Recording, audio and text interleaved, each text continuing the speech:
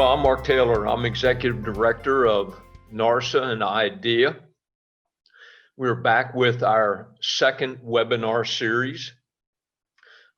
Today's program is an extension of the first one that I ran out of time on, and so we're doing Measure That Radiator Core Error Free Part 2.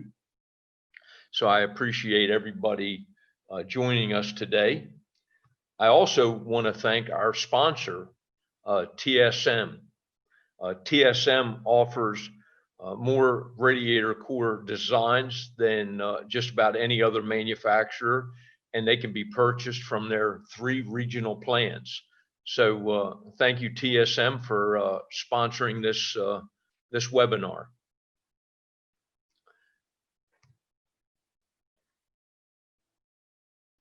The last webinar, I talked a little bit about different core designs, and not one manufacturer offers everything that you might need. There's a lot of different core designs that are available that you might see come in your radiator shop.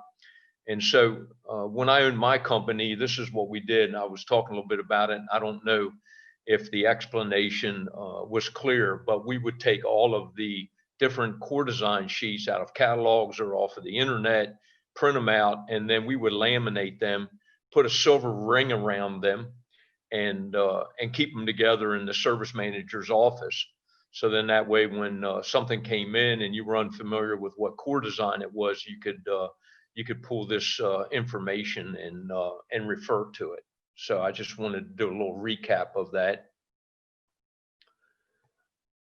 Also, there's something that I think is very important that all radiator shops or anybody in this business needs to invest in, and that's a caliper. It could be digital calipers are not that expensive, and you can buy them just about anywhere.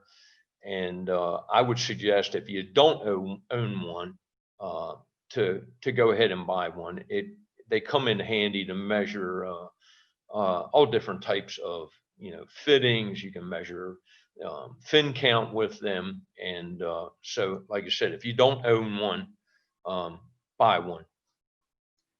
The other thing is the radius guide with the different radiuses for the headers, and just want to make sure that you have this. And then of course the tape measure.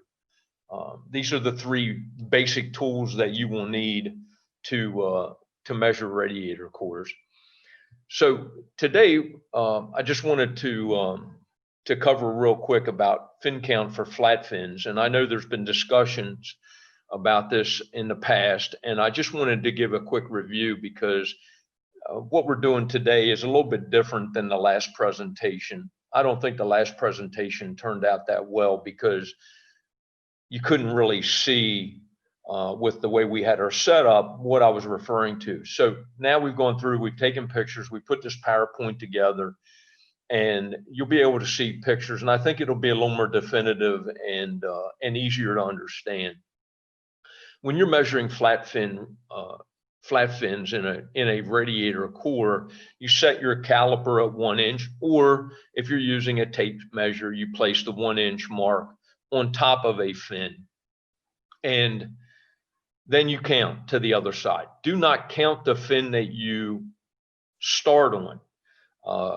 A manufacturer told me years ago, you can't have your cake and eat it too. So whatever fin you start on, you don't count that one. If you look at the picture on the left, you will see that that's 10 fins per inch, not counting the fin that the left portion of the caliper is on top of. And the same with the picture on the right, that is 8 fins per inch, and you'll be able to not count the first fin, and you'll count 8 then up till the 1 inch mark. I hope that clarifies that for everybody. The other special item that you want to take note of when ordering a radiator core is notched headers. Here's an example. I was fortunate enough to visit a good friend of mine who manufactures radiators here in Puerto Rico, and he let me roam through his factory last week, and we took pictures of some things so we could explain them to you during this presentation. This is notched corner radiator core. This is pretty common in older Caterpillar radiator cores. I don't think that CAT has an exclusive on this design, but it's important that in special notes on your order sheet, you can draw an L. You could put on there 3 inches down, 1 inch from the edge of the core in, just something that will note how big your notches need to be in the corners. And you can see on this particular core, they were at the top and the bottom. You may end up with some radiator core, some applications where the notch will only be on one end and maybe not the other side. So be careful. Note this when you're looking at cores, and make sure to fill out your paperwork correctly. The other thing that a friend of mine down in Louisiana wanted me to bring to everyone's attention was that sometimes radiator cores can be shifted in the header from left to right. And I do know of a generator radiator application that I got caught on some years ago. And by the way, I just want to let everybody know that everything that I'm telling you about and the mistakes that you can make by not checking these items, I have made all of those mistakes at least once, maybe some of them twice. I can remember back when we were soldering GM radiator cores together, doing GM recores, and a radiator would come in, and I would eyeball it, and I'd say, oh, grab that 28-inch core off this shelf and record, and then we send it out the door for the customer to bring it back the next day and say, oh, by the way, this doesn't fit, it's too long. And I'm like, what do you mean it's too long? And sure enough, we would get the old radiator core from the scrap pile. We would measure it, and it would be that Corvette that was like 27.5 inches or whatever. So do yourself a favor, be very disciplined when you're doing these checks, because you can be bit. So this is a way to just really quickly just put your tape measure on the edge of the core, measure from the edge of the core out to the end of the header, compare it from the left side to the right side, do the top and the bottom headers. I don't think I've ever seen a radiator core that had one header that was centered from side to side and the other one offset. Not saying it couldn't have happened, but just go ahead and check all four corners really quick. It doesn't take that much time to do this, just to make sure that you don't have a core that is slightly offset. In the generator applications, the reason why the core is offset is in the middle, there's like a channel that is placed between the cores, and that channel fills that air gap so that the air doesn't rush in between the cores. So they put those channels or covers in there in the middle. So on the cat core is offset to one side, and the headers to allow that those pieces of steel to be bolted in the middle of a 4-core sectional radiator.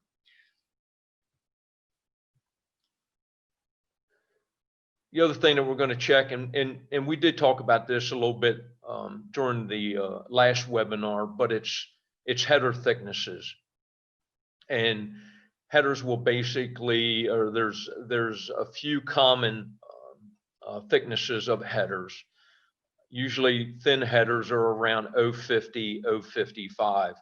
If you look at the picture on the right, it says 057, but there were some sharp edges left by the punch. So that's probably an 055 gauge material that was used to make that header.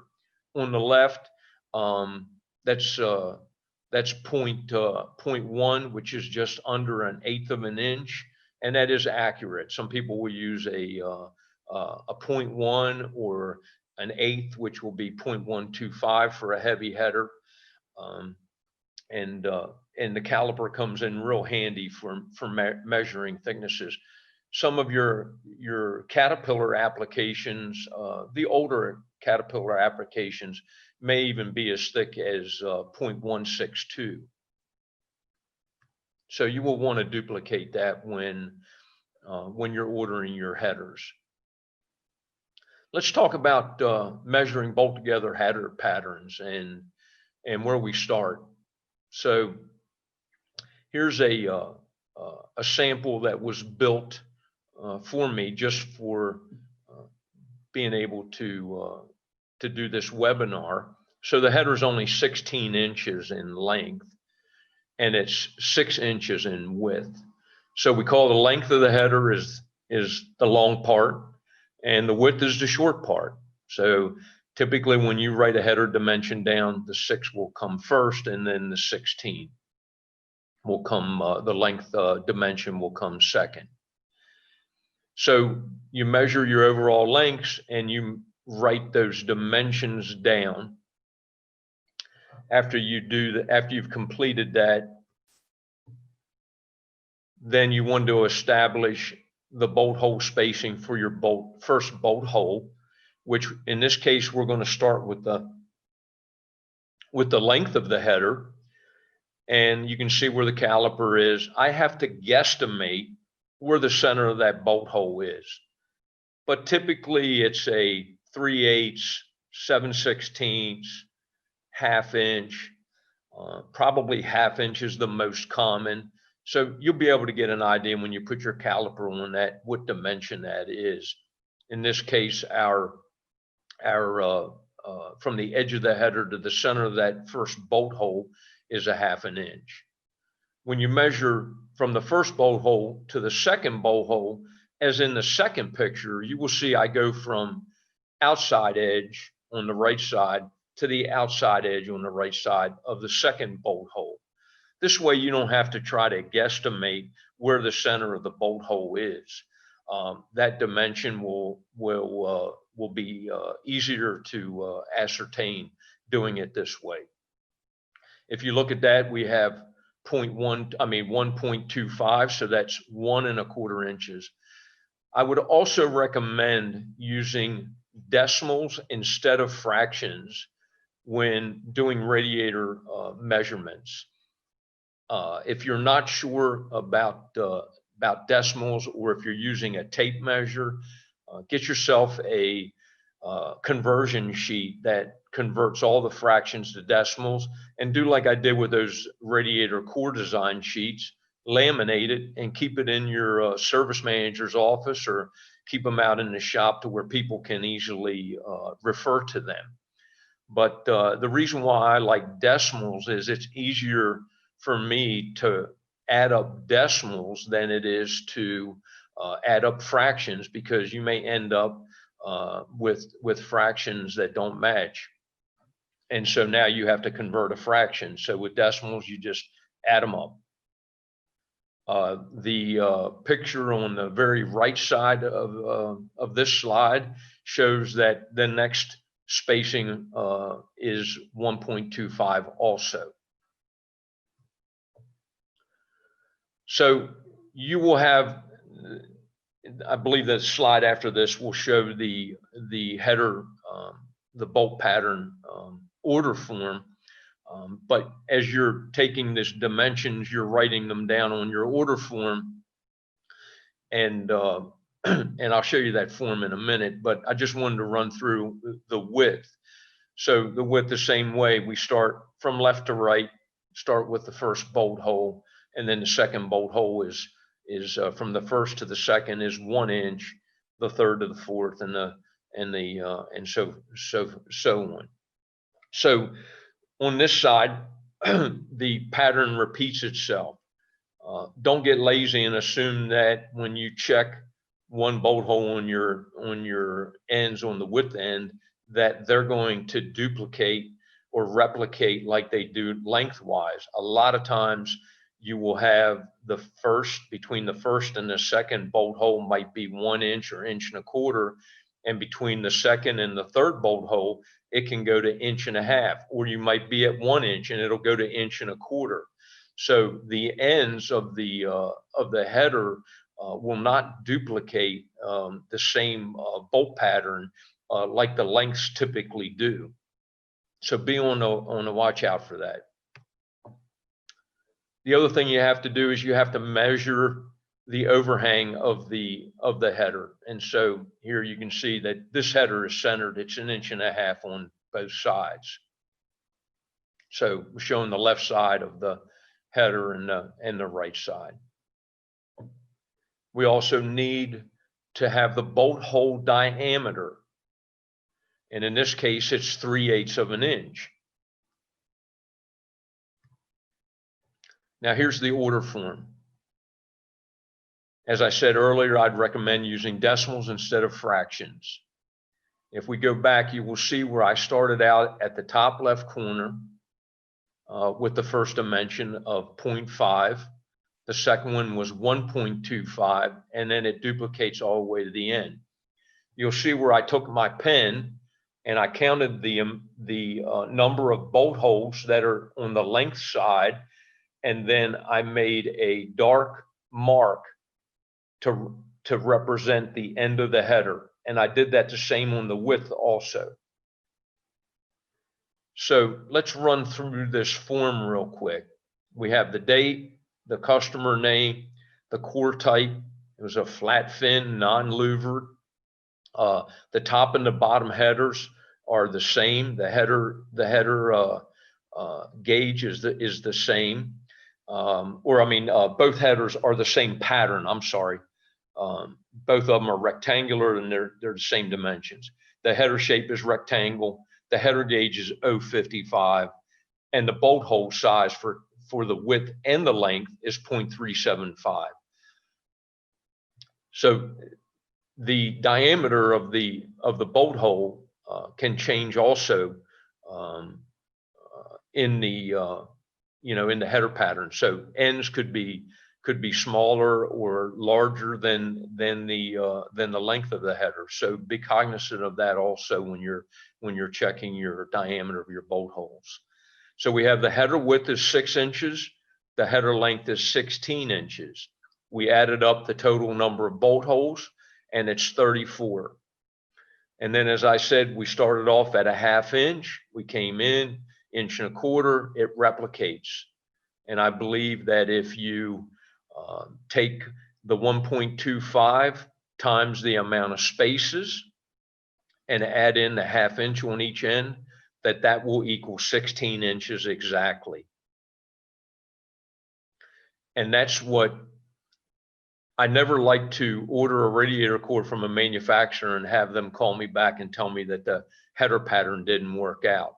So I always tried to add up all these spaces in the header pattern to make sure that the header length of 16, that spacing, that pattern matched 16. Same way then on the width, we have 1, 2, 3, 4, 5 spaces at 1 inch, and 1/2 inch on each end makes 6 inches. It's very easy. So of course, this is a short header and there aren't as many dimensions, so it makes it quite easy to do it on this header pattern. But this needs to be done. The math needs to be done and it needs to check out. And that way you're assured of ordering a radiator core and getting the correct header pattern.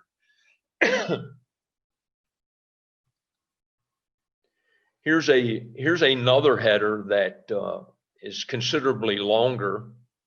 And so I did the first dimension, and it was 1/2.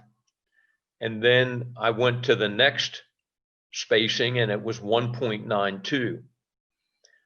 Now I'm pretty sure I only had the header, but I'm pretty sure that this is laid out on the metric system.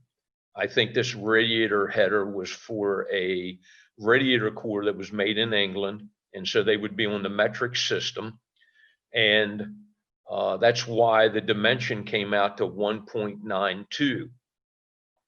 So the other thing I want to bring to your attention is I know that there are some fire truck radiators that are manufactured by Modine, where in the very center of the length of the header, there are 2 bolt holes that are closer together. So the pattern runs from the end to the center and then there's like a little hiccup there in the middle, and then it continues on the rest of the header back to the dimension that was in the beginning of the header. So you want to make sure that by doing this, the math to double check, you will end up with the total length of the header. So if you happen to miss that little, I call it, like I said, a hiccup in the middle of the header where those two bolt holes are closer together, if you do your math to check the overall length, you will be able to catch your mistake and go back and say, oh,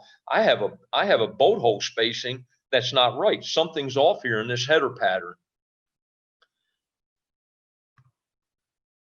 So here you can see that this header was 39.4 inches. We're just a hair under 7/16 of an inch. 7/16 is 4.375. And so I had 20 spaces at 1.92 equals 38.4 inches, plus 2 spaces of a half an inch times the 2 ends, and that equals 39.4 inches. So if you do your math, you can double check. It's like we were taught when we were in elementary school. 2 plus 2 is 4. 4 minus 2 is 2. So you knew that you were correct in your addition. The same holds true for multiplication. 5 times 2 is 10. 10 divided by 5 is 2. So you know everything lines up. Same with the header dimensions. Let's carry on with crankbox cores. This is a pretty common radiator with a crankbox. Crankbox is an opening in the middle of the radiator core. It can be down on the bottom header. It can be in the center of the core, middle of the core, offset.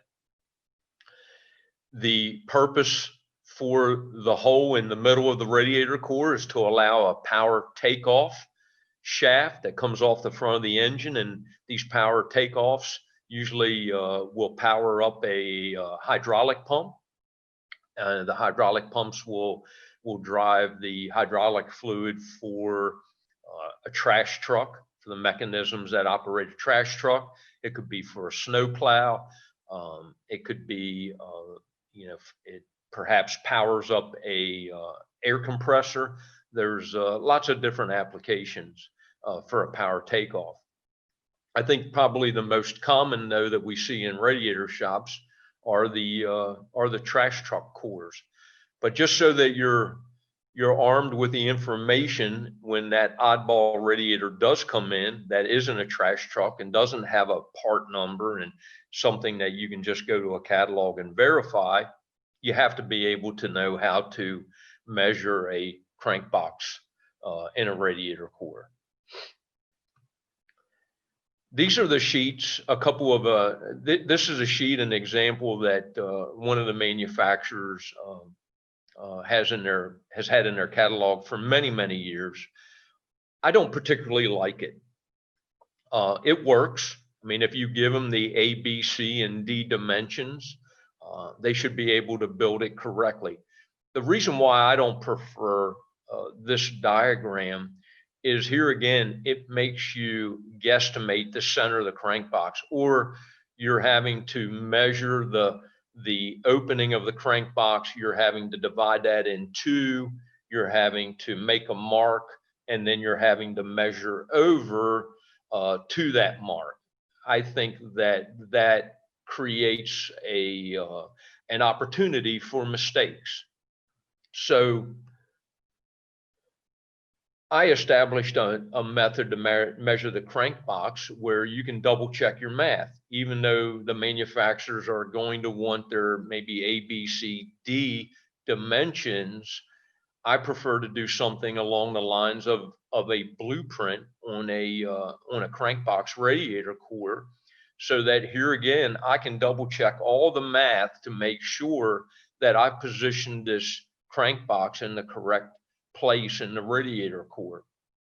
And if you use a form similar to what I'm going to show you, I'm sure the manufacturers will accept it because it's like a blueprint. Here's the diagram that I use. I we would keep one of these made up or blank sheets with these diagrams on them, along with the other Radiator Core order forms, and we would fill out all the dimensions. And if you'll notice on this drawing, we have the overall core height and the overall core width. And so you would write that dimension down.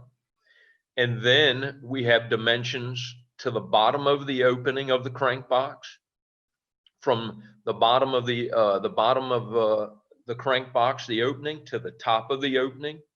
Then we have another dimension to the right of that shows the dimension from the bottom header up to the top opening of the crank box, and then from the top opening of the crank box up to the top of the radiator core, which is right underneath of your header. The same then for your width. We have a dimension from the left side of the core to the opening of the crank box.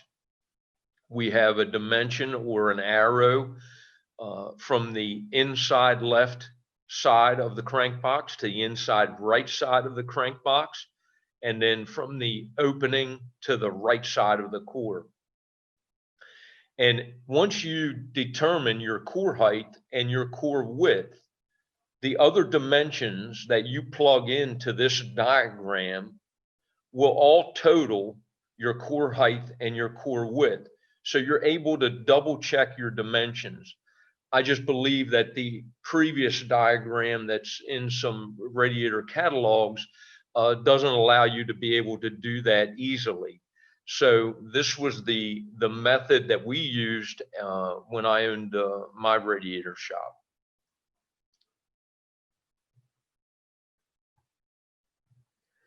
Here you can see I'm measuring the overall height, inside header to inside header. On the right side, I'm measuring the overall width of the radiator core. Remember, outside edge of fin to outside edge of fin. Here's the dimension, top left, of edge of core to the opening. On the right, on the top right picture, it's edge of core on the right side to the opening on the right side of the crank box. Bottom left picture, bottom header to the bottom of the opening of the crank box. And the bottom right picture then is to the top of the opening, from the bottom header to the top of the opening of the crank box.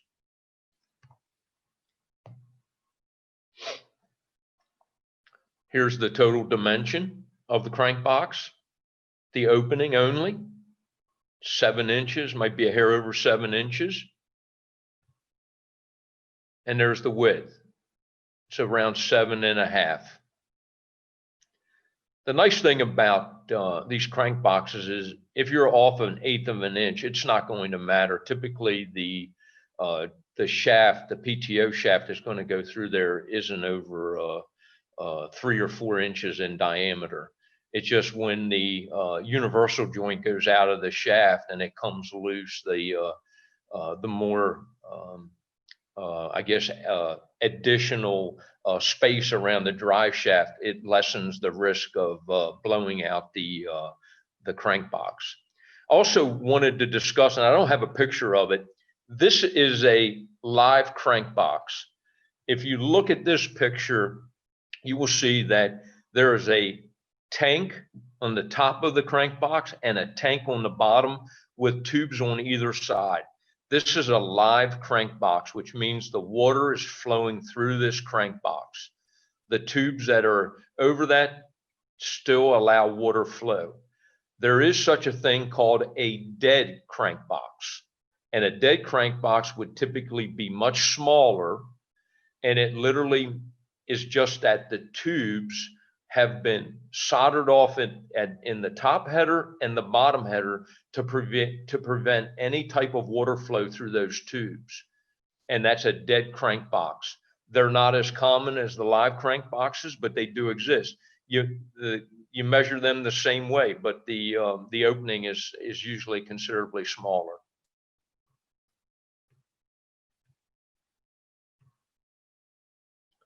Very important.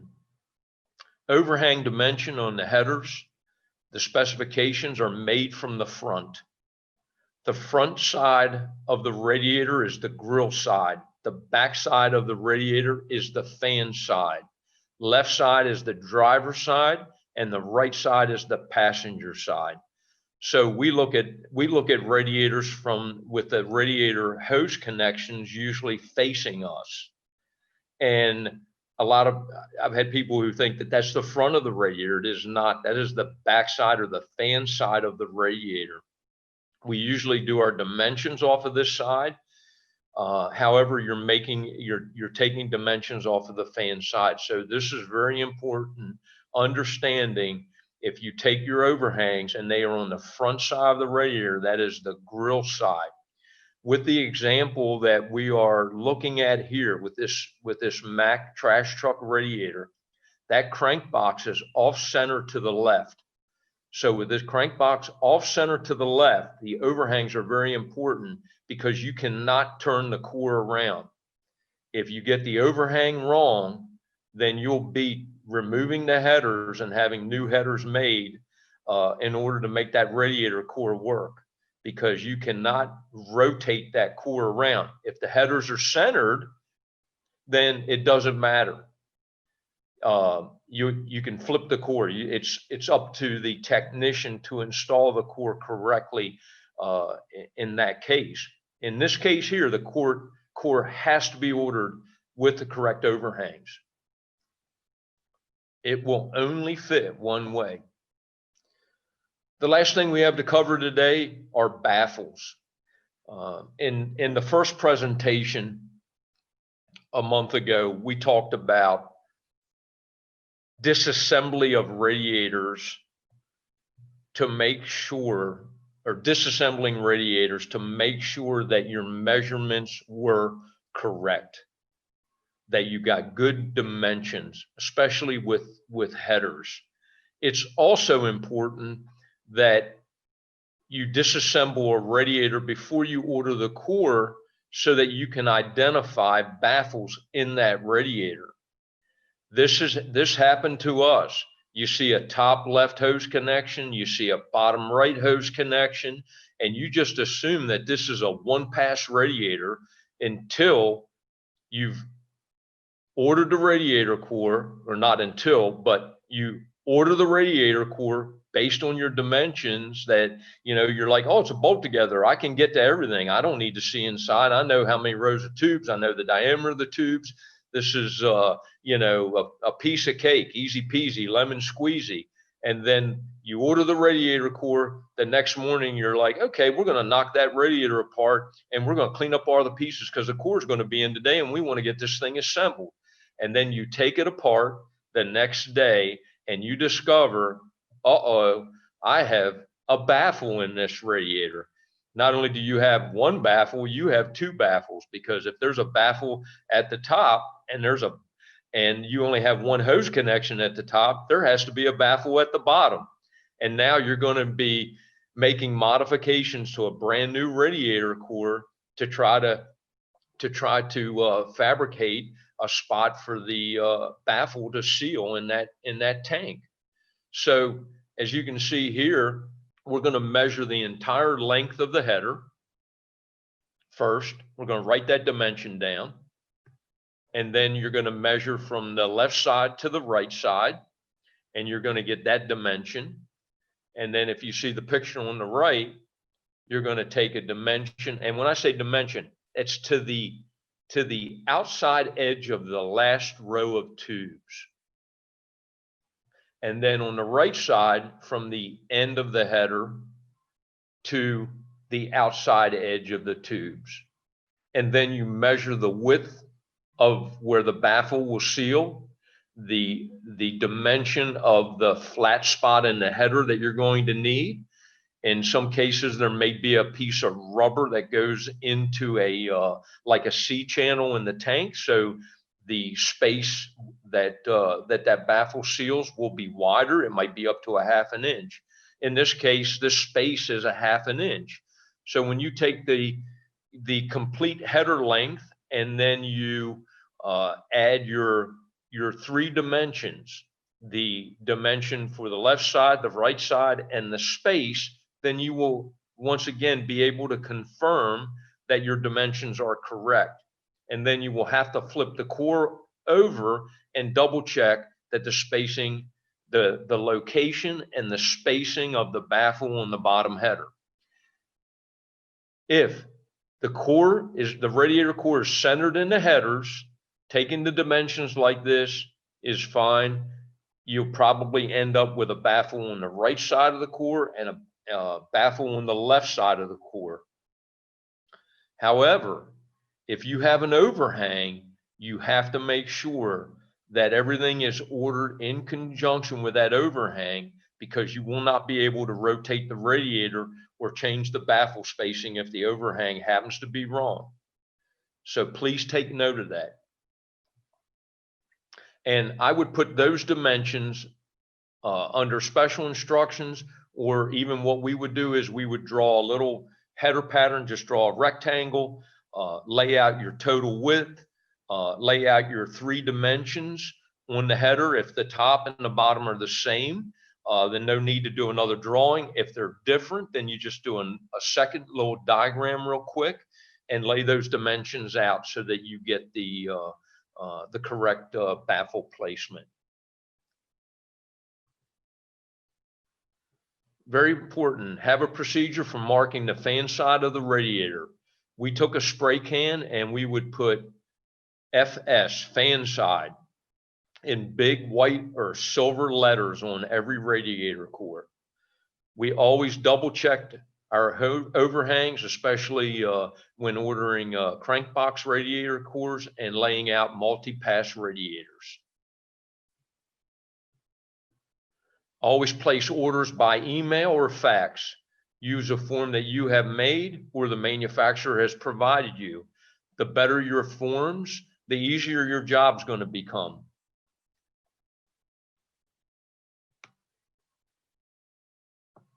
Disassemble your radiators before taking final dimensions.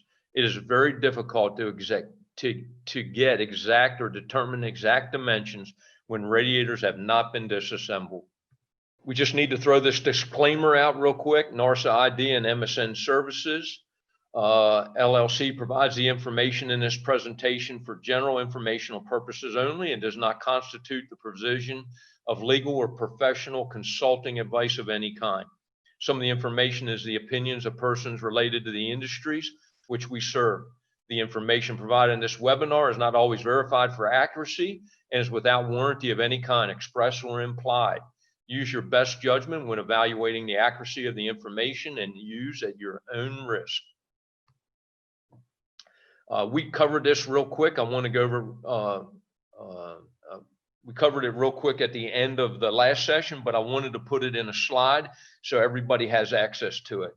These are the 10 top mistakes that people make when ordering radiator cores.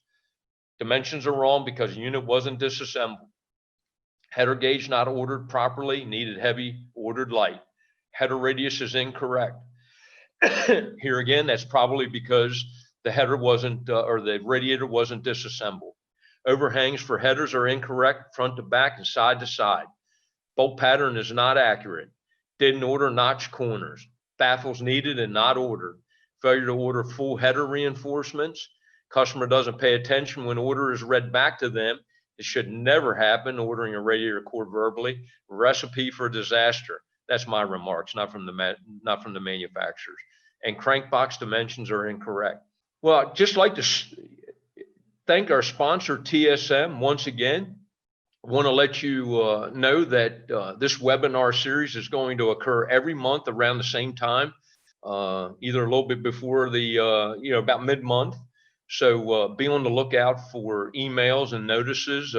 Not sure what our next title is going to be, but we're really excited to start the Lunch and Learn webinar series, and we really appreciate your taking the time out to join us today. You can always call the office or you can email me at mtaylor@narsa.org. This presentation will be on our website, that is narsa-idea.org. And also remember, we have a podcast available right now called Solder and Soot. And you can go to your favorite podcast platform, whether that's, iTunes or Spotify or Anchor, and you can listen to Solder and Soot. Bobby Duran, the national president, and I, we're co-hosting these podcasts, and so the first one is out there, and we're going to try to release one a month, and we're really excited about that also. So you don't have to be a member; you can share them with friends, family, if anybody in the industry. The next webinar that we offer will be for members only. So we just thank you again for joining us, and we look forward to seeing you again in the future at our next lunch and learn. So everyone, take care and have a great day.